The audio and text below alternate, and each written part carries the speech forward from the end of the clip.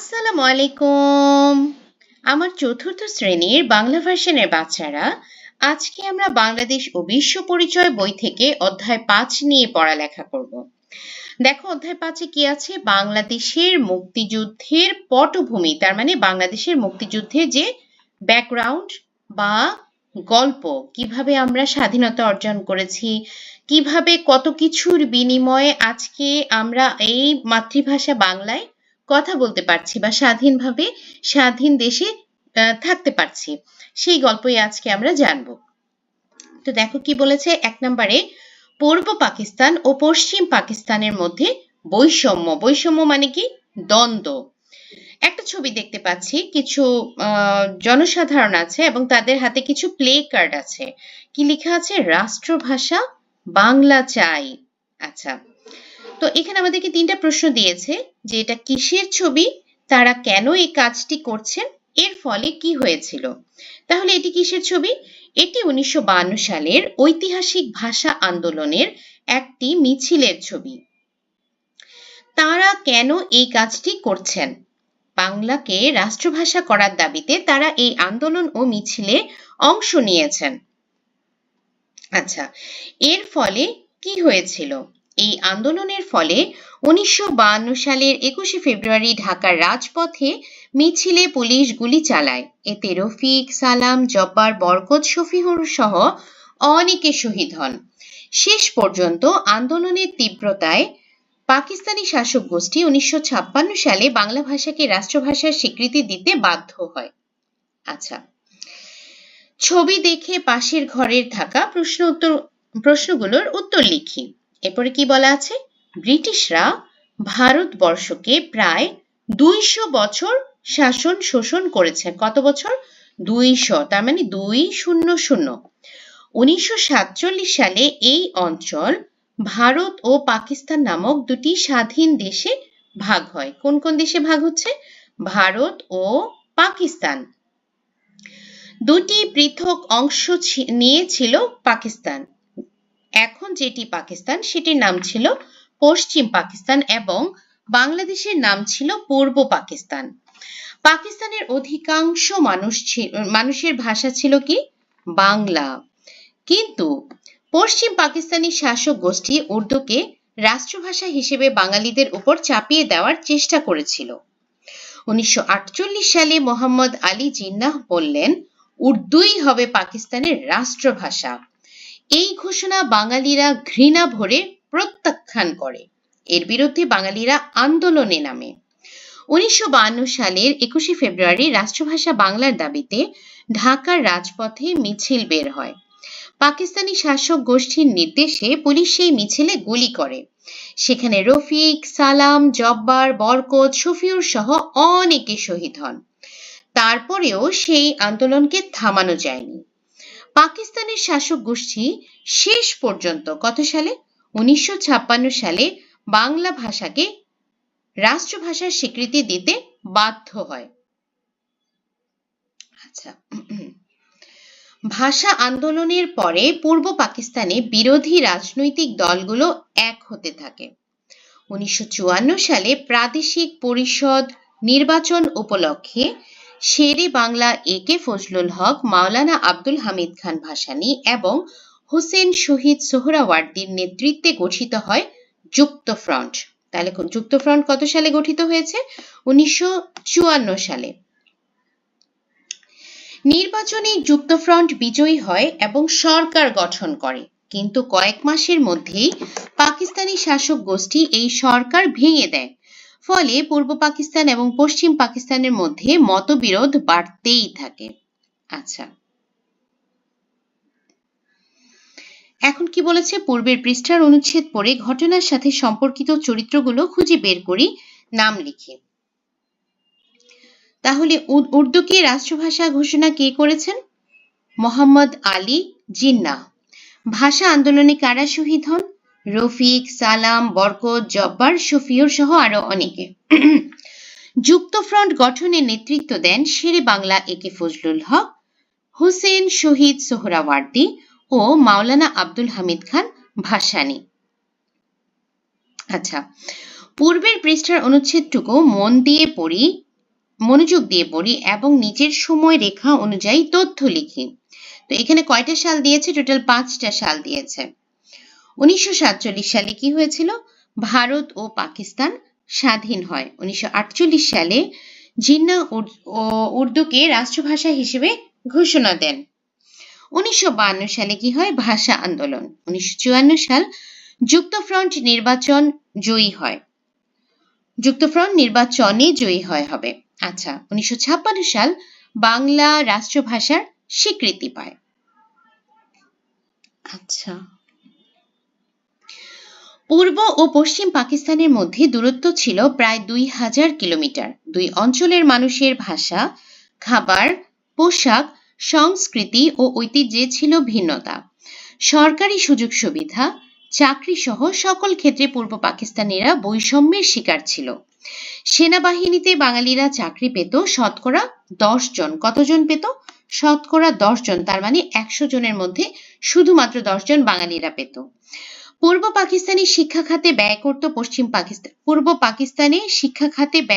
পশ্চিম পাকিস্তানের অর্ধেক। তার মানে বাঙালিরা শিক্ষা খাতে অর্ধেক পেত। পশ্চিম পাকিস্তান যা পাচ্ছে তার অর্ধেক পেত। ধরো পশ্চিম পাকিস্তান 10 টাকা পেয়েছে, তাহলে পূর্ব পাকিস্তান পেত 5 টাকা। মানে আমি এক্সাম্পল হিসেবে বললাম ইমাজিন করার জন্য। পূর্ব পাকিস্তানে উৎপাদিত পাট, চা, চামড়া বিদেশে রপ্তানি করে বৈদেশিক মুদ্রা আয় করত, আর তা ব্যয় করা হতো পশ্চিম পাকিস্তানের উন্নয়নের জন্য। বড় বড় শিল্প কলকারখানা স্থাপন করা হয়েছিল পশ্চিম পাকিস্তানে। তাছাড়া পূর্ব পাকিস্তানের নিত্য প্রয়োজনীয় দ্রব্যের মূল্য পশ্চিম পাকিস্তানের দ্বিগুণ ছিল। ধরো ওরা একটা লাউ 40 টাকা দিয়ে কিনতো, আর আমরা সেটা 80 টাকা দিয়ে কিনতাম, এরকম দ্বিগুণ ছিল। এভাবে দুই অঞ্চলের মধ্যে সামাজিক, অর্থনৈতিক ও রাজনৈতিক ক্ষেত্রে বৈষম্য বেড়েই চলছিল। নানামুখী এসব বৈষম্যের বিরুদ্ধে শেরেবাংলা একে ফজলুল হক, হোসেন শহীদ সোহরাওয়ার্দী, মাওলানা আব্দুল হামিদ খান ভাসানী ও শেখ মুজিবুর রহমানের নেতৃত্বে জনগণ সোচ্চার হন। অনুচ্ছেদ পড়ি ও নিচের পোস্টারটি দেখি এবং দুই অঞ্চলের মধ্যে বৈষম্যের ক্ষেত্রগুলো খুঁজে বের করি। ছবিটা আসলে ক্লিয়ারলি বোঝা যাচ্ছে না, কিন্তু একটা তফাৎ যে আছে এটা কিন্তু বোঝা যাচ্ছে। যেমন ধরো বাংলাদেশ প্রথম যেটা আছে, হতে পারে এটা রাজস্ব খাতে ব্যয়, যাই হোক বাংলাদেশ 1500 কোটি টাকা, পশ্চিম পাকিস্তান হলো 5000, মনে হচ্ছে এরকমই 5000 লেখা থাকতে পারে। উন্নয়ন খাতে দেয়া আছে 1000 কোটি টাকা বাংলাদেশের জন্য, আর পশ্চিম পাকিস্তানের জন্য দেয়া আছে 6000 কোটি টাকা। ইভেন তুমি লাস্টেরটা দেখো, স্বর্ণ প্রতি ভরি বাংলাদেশ সে ছিল 170 টাকা আর পশ্চিম পাকিস্তানে ছিল 135 টাকা। তো তফাৎটা তোমরাই চিন্তা করে দেখো। তাহলে এখন আমাদেরকে তফাৎটা খুঁজে বের করে লিখতে হবে। আচ্ছা, আমি এখানে লিখেছিলাম, তোমাদের যে ছবিটা ক্লিয়ারলি বোঝা যাচ্ছে না, যতটুকু বুঝতে পেরেছি সেভাবে করে লিখেছিলাম। আচ্ছা, এখন পর্যবেক্ষণে আমরা কি দেখতে পাচ্ছি? অর্থনৈতিক বৈষম্য, উন্নয়ন ও রাজস্ব ব্যয়ের সিংহভাগই পশ্চিম পাকিস্তানে খরচ করা হতো। এমনকি বিদেশের সাহায্য ও পণ্য আমদানিতেও পূর্ব পাকিস্তান চরমভাবে বঞ্চিত ছিল। চাকরিতে বৈষম্য, সরকারি ও সামরিক উভয় ক্ষেত্রেই বাঙালিদের অংশগ্রহণ ছিল নগণ্য। নীতি নির্ধারণী পর্যায়ে বাঙালিদের কোনো অধিকার ছিল না বললেই চলে। দ্রব্য মূল্যের ঊর্ধ্বগতি, পাকিস্তানে নিত্য প্রয়োজনীয় দ্রব্যের মূল্য পশ্চিম পাকিস্তানের তুলনায় প্রায় দ্বিগুণ ছিল। চাল, আটা, তেল এবং স্বর্ণের দাম বাংলাদেশে অনেক বেশি ছিল। আচ্ছা, এরপরে আমরা যাব আবার বইতে। এই যে 6 দফা, 1969-এর গণ অভ্যুত্থান এবং 1970 সালের নির্বাচন। এখন আমরা এই 3টা জিনিস পড়ব। তো প্রথম ছবিতে আমরা কি দেখতে পাচ্ছি? 6 দফা ভিত্তিক স্বায়ত্তশাসন দিতে হবে, এরকমই কিছু একটা লেখা আছে। তো এখানে 4টা প্রশ্ন আছে, সেটা আমরা সমাধান করব। এবং দ্বিতীয় ছবি গণ অভ্যুত্থানের ছবি, এখানেও 4টা প্রশ্ন দেওয়া আছে। এই যে বাচ্চাটাকে দেখতে পাচ্ছ, তোমাদের চেয়ে অনেক ছোট, তাই না? তো এরকম সাহস কি এখন আসলে আমাদের হবে? মনে হয় না, তাই না? আচ্ছা, তো পৃষ্ঠা নাম্বার 38-এর প্রথম যেটা 6 দফার ছবিতে কাদের দেখা যাচ্ছে? ছবিতে বাংলার সাধারণ মানুষ ও ছাত্র সমাজকে মিছিলে অংশগ্রহণ করতে দেখা যাচ্ছে। তারা কি করছেন? তারা 6 দফা দাবি আদায়ের জন্য এই আন্দোলন করছেন। তারা কখন এই কাজটি করেছিলেন? 1966 সালে। তারা কিসের জন্য কাজটি করেছিলেন? বাঙালির স্বায়ত্তশাসন প্রতিষ্ঠা এবং পাকিস্তানি শাসক গোষ্ঠীর বৈষম্য ও শোষণ থেকে মুক্তির জন্য তারা এই আন্দোলন করেছিলেন। দ্বিতীয় ছবিতে গণ অভ্যুত্থানের ছবি আছে। ছবিতে কাদের দেখা যাচ্ছে? ছবিতে ছাত্র, শ্রমিক জনতা ও সাধারণ মানুষকে রাজপথে দেখা যাচ্ছে। তারা কি করছেন? তারা পাকিস্তানি সামরিক স্বৈরশাসক আইয়ুব খানের বিরুদ্ধে বিক্ষোভ ও গণ আন্দোলন করছেন। তারা কখন এই কাজটি করেছিলেন? 1969 সালে। তারা কিসের জন্য কাজটি করেছিলেন? তারা আইয়ুব খানের শাসনের অবসান এবং আগরতলা ষড়যন্ত্র মামলা থেকে বঙ্গবন্ধু সহ সকল রাজবন্দীর মুক্তির দাবিতে এই গণ অভ্যুত্থান করেছিলেন। আচ্ছা, পাকিস্তান সৃষ্টির পর থেকেই পশ্চিম পাকিস্তানের শাসক গোষ্ঠী পূর্ব পাকিস্তানের জনগণের প্রতি অন্যায় অবিচার করতে থাকে। বাঙালিরা এসব অন্যায় অবিচার মেনে নিতে পারেনি। তাই শেখ মুজিবুর রহমান 1966 সালে 6 দফা দাবি তুলে ধরেন। এর মাধ্যমে পূর্ব পাকিস্তানের পূর্ণ স্বায়ত্তশাসন দাবি করা হয়।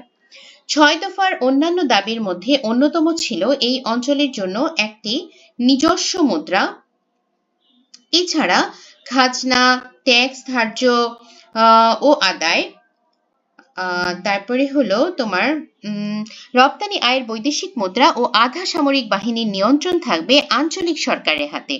কেন্দ্রীয় সরকারের হাতে শুধু পররাষ্ট্র ও প্রতিরক্ষার নিয়ন্ত্রণ থাকবে। আচ্ছা, আমরা 6 দফা সম্পর্কে একটা আইডিয়া পেলাম। এখন কি বলেছে অনুচ্ছেদটি পড়ে নিচের ছকে 6 দফা সম্পর্কিত তথ্য সংযোজন করি। তাহলে 1966 সাল 6 দফা দাবি কি কি হয়েছিল? ওকে, প্রথমে কি বলেছে? পূর্ব পাকিস্তানের পূর্ণ স্বায়ত্তশাসন দাবি, তার মানে পূর্ব পাকিস্তান নিজেদের রাজ্য নিজেরাই শাসন করবে, এরকম একটা দাবি তারা করেছিল।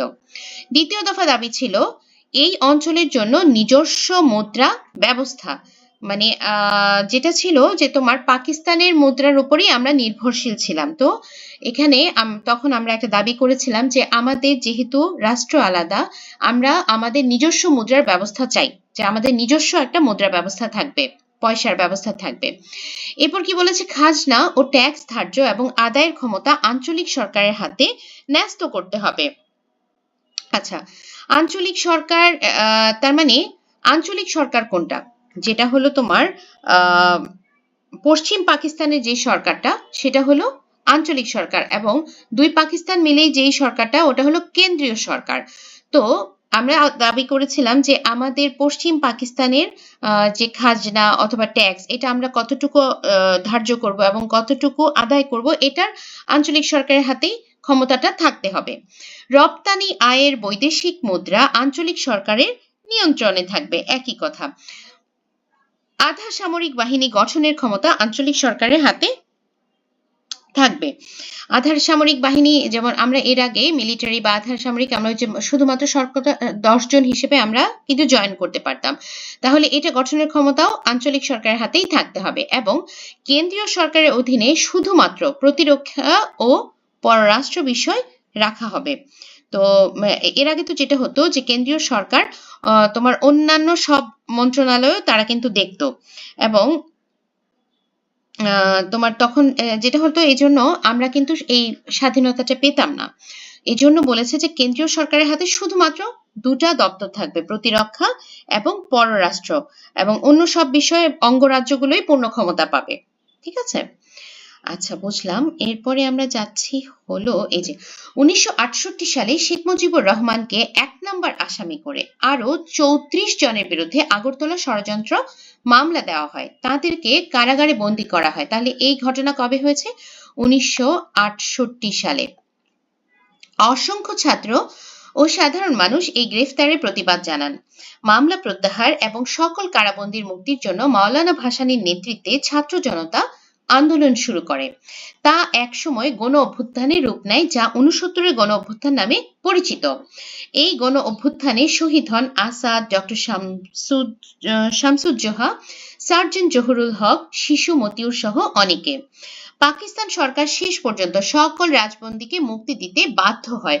শুধু তাই নয়, প্রেসিডেন্ট আইয়ুব খান পাকিস্তান সেনাবাহিনীর প্রধান জেনারেল ইয়াহিয়া খানকে ক্ষমতা দিয়ে বিদায় দেন। 69-এর গণ অভ্যুত্থান পূর্ব পাকিস্তানের জনগণকে ঐক্যবদ্ধ করে। এই যে যারা সে সময় শহীদ হয়েছেন তাদের ছবি। এরপর কি বলেছে, 69-এর গণ অভ্যুত্থানে শহীদদের আত্মত্যাগ থেকে আমি কি কি করতে অনুপ্রাণিত হব তা লিখি।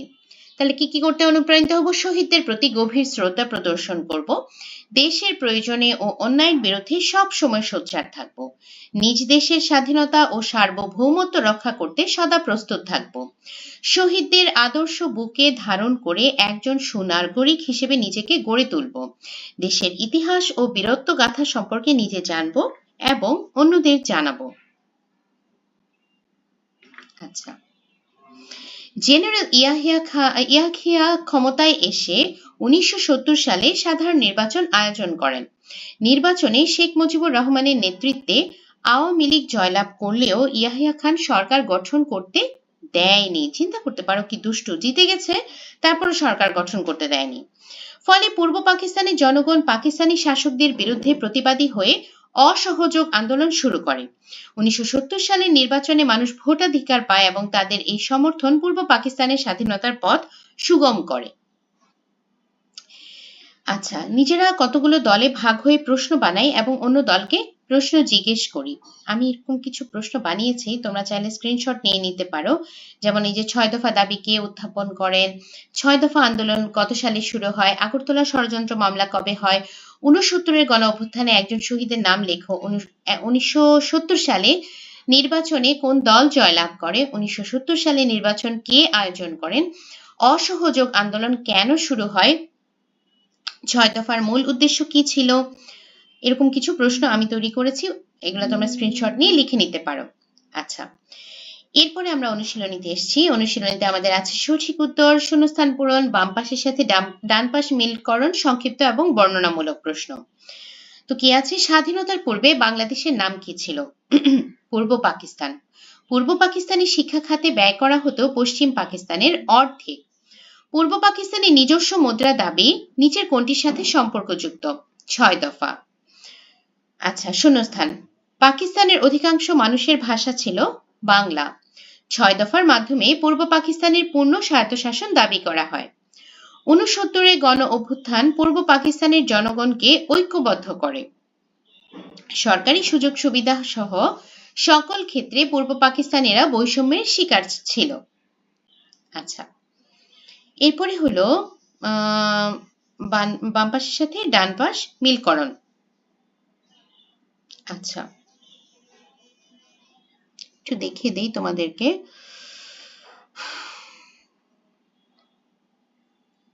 আচ্ছা, ভাষা আন্দোলন সংঘটিত হয় 1952 সালে।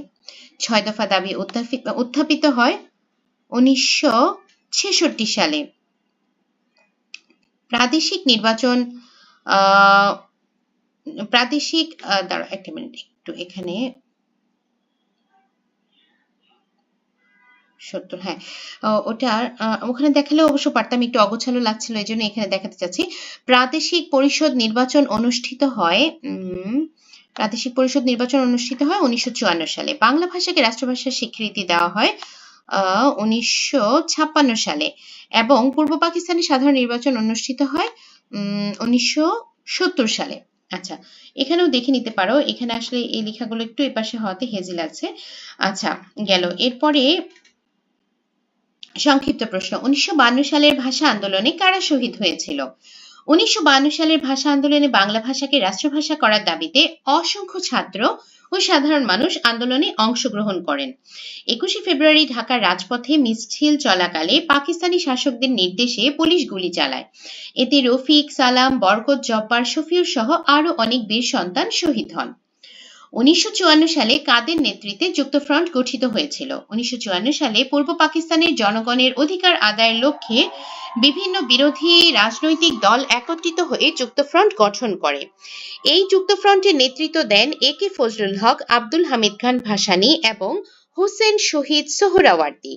তাদের নেতৃত্বে 1954 সালের প্রাদেশিক পরিষদ নির্বাচনে যুক্তফ্রন্ট ব্যাপক বিজয় অর্জন করে এবং সরকার গঠন করে। এবার আমরা যাব বর্ণনামূলক প্রশ্নে। 1952 সালের ভাষা আন্দোলন আমাদের জন্য কেন গুরুত্বপূর্ণ? 1952 সালের ভাষা আন্দোলন বাংলাদেশের ইতিহাসে একটি অত্যন্ত গুরুত্বপূর্ণ এবং গৌরবময় অধ্যায়। এই আন্দোলনের মাধ্যমে বাঙালি জাতি তাদের মাতৃভাষা বাংলাকে রাষ্ট্রভাষা হিসেবে প্রতিষ্ঠার জন্য দৃঢ়ভাবে সংগ্রাম করে। পাকিস্তান সরকার উর্দুকে একমাত্র রাষ্ট্রভাষা করার চেষ্টা করলে বাঙালিরা তা মেনে নেয়নি এবং প্রতিবাদে রাস্তায় নেমে আসে।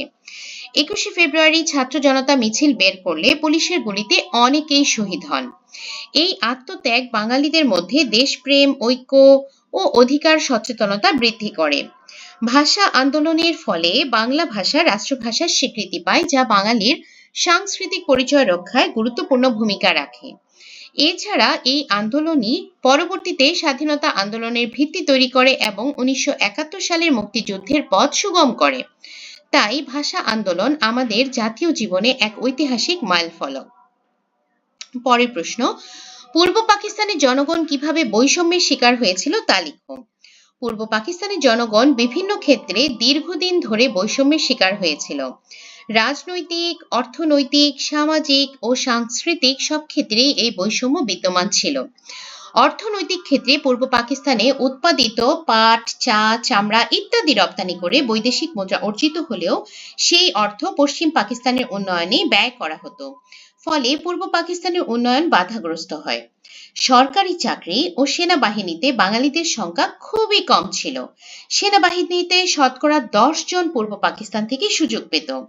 শিক্ষা খাতে পশ্চিম পাকিস্তানের অর্ধেক ব্যয় করা হতো পূর্ব পাকিস্তানে।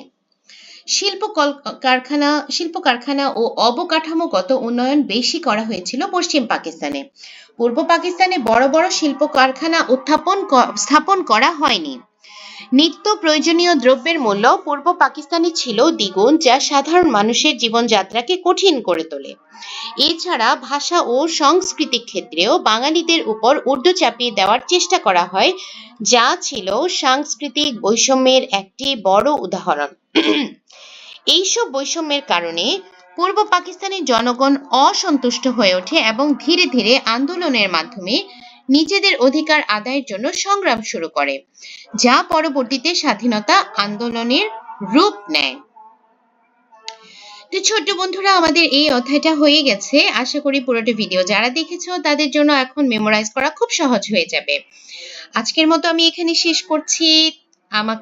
আমার ভিডিও যদি পছন্দ হয়ে থাকে, আমার পড়ানোর স্টাইল যদি পছন্দ হয়ে থাকে, তাহলে অনুগ্রহ করে আমাকে একটু কমেন্ট বক্সে জানিয়ে দিবে এবং অবশ্যই সাবস্ক্রাইব করে আমার পাশে থাকবে। আল্লাহ হাফেজ।